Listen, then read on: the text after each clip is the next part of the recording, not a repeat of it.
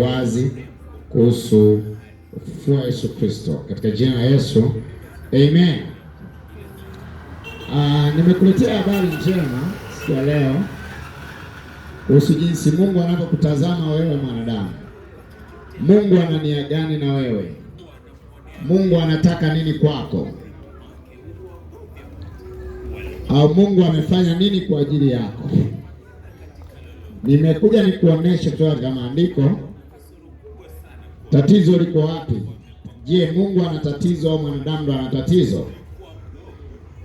Tukifungua Biblia katika kitabu kile cha Isaya sura 59, Isaya sura 59 ule mstari wa kwanza, neno la Mungu nasema, tazama mkono wa Bwana ukupunguka hata usiweze kuokoa.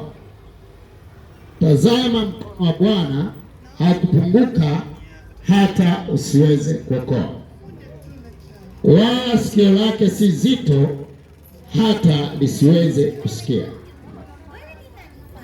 Anasema mkono wa Bwana haukupunguka hata usiweze kuokoa, sikio lake si zito hata lisiweze kusikia. Ni nani ambaye unamkuta anaokoa?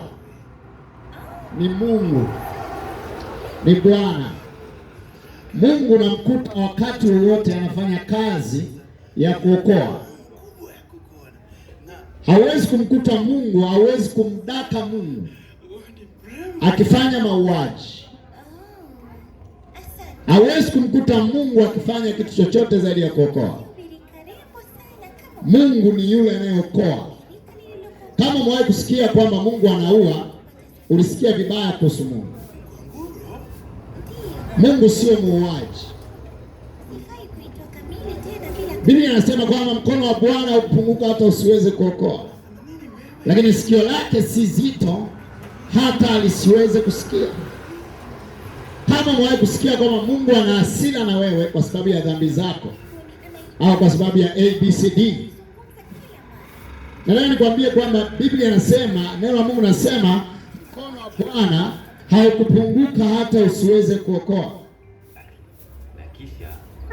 Sikio lake sio zito hata lisiweze kusikia.